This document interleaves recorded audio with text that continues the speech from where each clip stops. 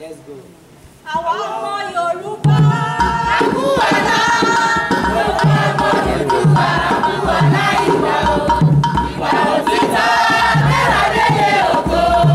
Àwa ọmọ Yorùbá ti gòkè àgbà o. Afẹ́fẹ́ lẹ́ni ìṣèwé ọgbọ́n kíákíá. Ẹ̀fúùfù lẹ́ni ìṣèwé ọgbọ́n kíákíá. Ọ̀tá tó bá fojú dà wá ọmọ Yorùbá o. Ilẹ̀ á mú òkùnkùn á gbé. Yorùbá ṣe bẹ́ẹ̀ ó gòkè àgbà o. Àwọn kan yìí jẹ́ pé ara rẹ̀ ní òde pé. Ara rẹ̀ ní òfin.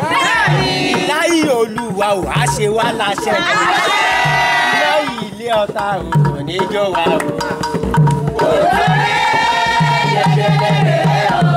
A ò ní kẹsẹ̀ bọ́ sí gẹ́gẹ́lé ayé. A ò ní kì sí kòtò